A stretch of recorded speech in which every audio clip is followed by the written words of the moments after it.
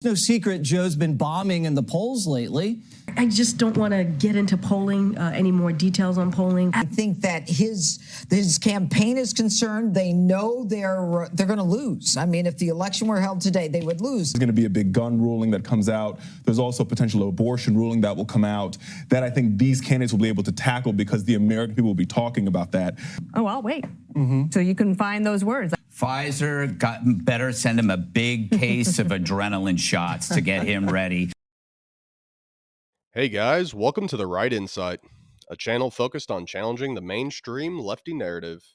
Let's get into it. Hello, everybody. I'm Jesse Waters, along with Judge Jeanine Pirro, Richard Fowler, Dana Perino, and Greg Gutfeld. It's 5 o'clock in New York City, and this is The Five.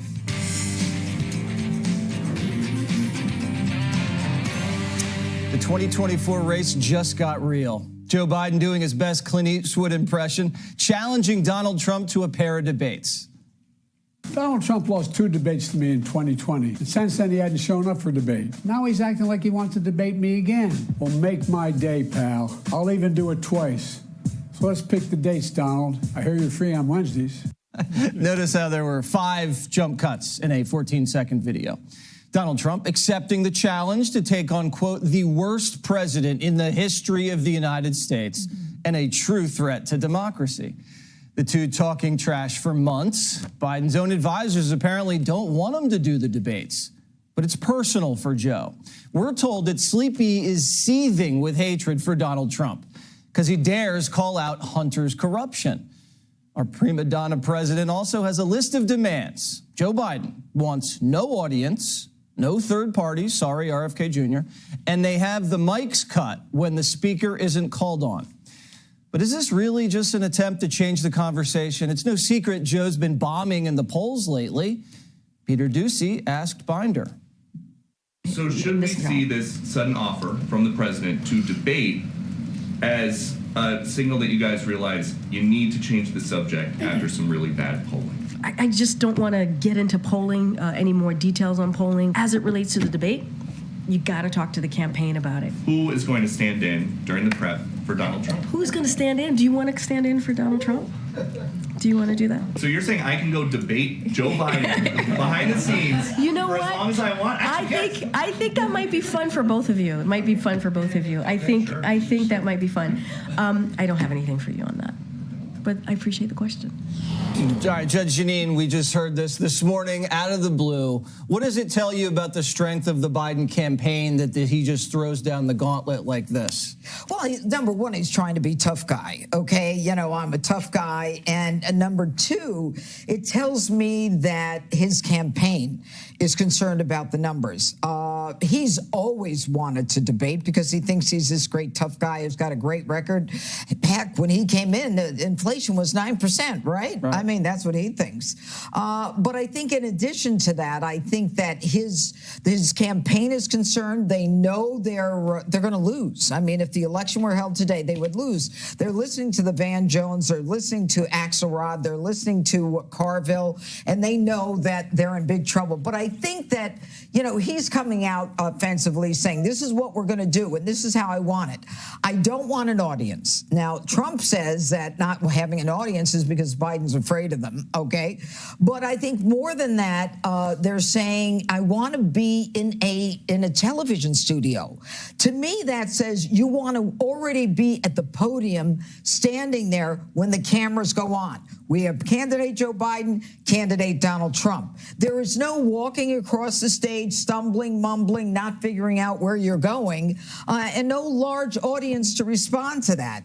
I thought also that I hear you're free on Wednesdays. I found that so offensive, and maybe not just because obviously everybody knows I have a long relationship with Donald Trump, but it's just you orchestrated this. You hunkered this guy down, and now you're over there sticking the knife in and say, hey, I hear you're free because court's open on Wednesdays. Now, One is at CNN, as I understand it, and that's the June 27th one. Isn't CNN where Donna Brazile was able to get those questions to Hillary Clinton during that CNN debate with Donald Trump and CNN? You know, it's just, No, it was kind of a... That wasn't it. It was a primary debate, but it was about Bernie Sanders. There's like more to that, there's more to that story. But there was Donna Brazile, and it was CNN, and she lied about it, and then she finally admitted it. But I think that in the end, I think that this is a good thing, and I think that irrespective of the parameters, I think Trump will do well. Richard, why does he want to do one in the dead of summer? Well, I think there's a couple of reasons. One, I think this story is fascinating because when I woke up this morning, there wasn't a debate, and now it's 5 o'clock on the East Coast, and there are two. So that's fascinating. Maybe there'll be 3 at 8 o'clock. Listen, by the time we go to bed, there might be 30. But look, I think there's a couple things here. I think number one, and I think this has been a long time problem with the Presidential Debate Commission. It's a very old way of doing things. Also, oftentimes, depending upon when the debate was scheduled, people had already started voting because of early voting, because of absentee voting. And I also think too, where I sort of agree with the judge a little bit, is that for the Biden team as well as for the Trump team, the ideal of having a debate in the beginning of summer before folks go up on summer holiday, before folks start to tune into the election is a great way to bring these issues up front. And I think there's some interesting timing on this, which I think is important to remember. So June 27th will be right after the Supreme Court has issued most of its rulings for the term. There's going to be a big gun ruling that comes out. There's also a potential abortion ruling that will come out that I think these candidates will be able to tackle because the American people will be talking about that. I think, too, was interesting that both the Trump team as well as the Biden team were like, let's make it a two-man debate so we could take all the third candidates off the board.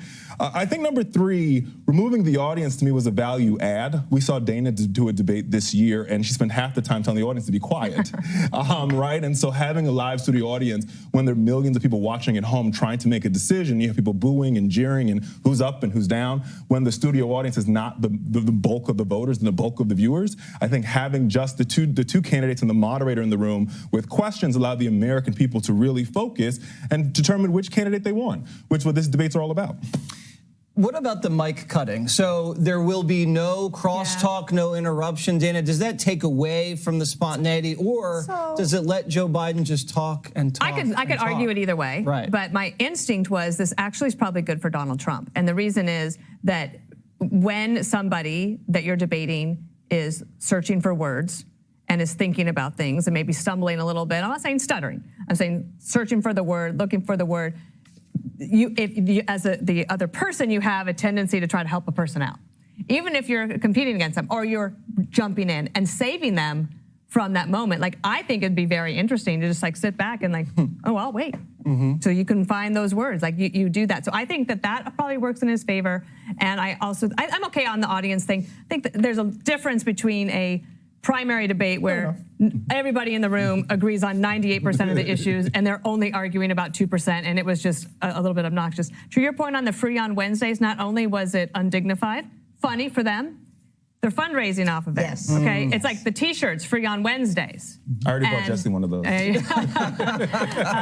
I think that was that thing. I also think it's interesting that it's between Biden and his team. So Jackie Heinrich reported that Biden's the one who said, I want to do this debate. And finally, at some point, when the president of the United States, or the commander-in-chief, says, oh, I'm doing the debate, announce it, then you as a team have to go out and figure it out. So I think that because they obviously hardwired this with CNN to get it done, because this morning, every 20 minutes, we had new information. Mark Penn was on this morning. He's a Democrat, a centrist guy, worked for Bill Clinton, helped Bill Clinton get reelected by moving him to the center. He said this is an act of desperation. It's a high-risk, high-reward format for Biden in particular. But he needed to change the conversation, as Judge said, right? He needed to say something, or I think you said in your opening, the information this week has been so bad.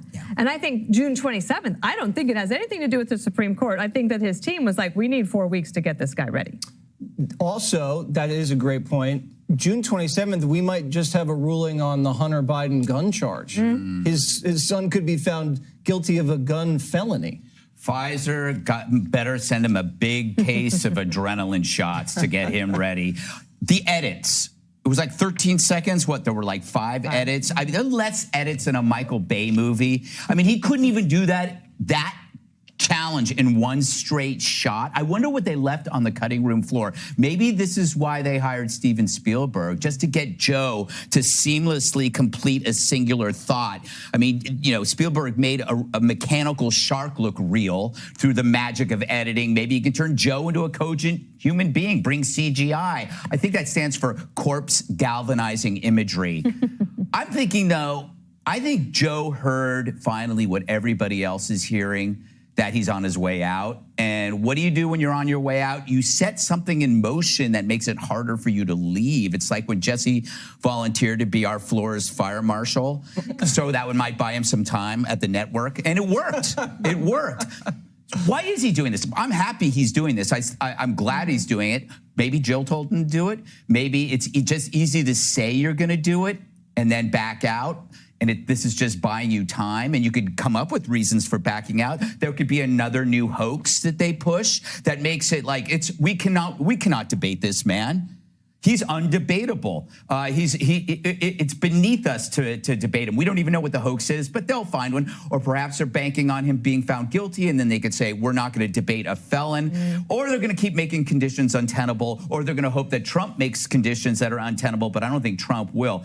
I just think maybe they're trying to keep the Republicans thinking that Joe is the candidate when he really isn't, because they're in big trouble. But I have to say that I don't know why Biden would avoid debating. It's one of the few things he's good at. I mean, he's the best Biden is on the debate stage. And I you know, we make fun of him all the time, but that's where he really shines. And if you think I'm lying, I am. I learned a lesson. You do not want to build really, really, really low expectations for Joe Biden, because it makes it easier for him to win with the media. A very, very low bar guarantees he will beat the expectations, because you go, oh my God, at least he lived.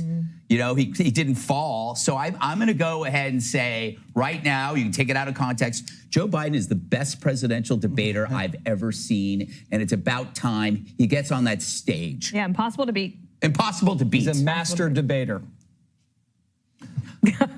Up next, the latest. All right. Biden's challenge to debate Trump is seen as an act of desperation by his campaign.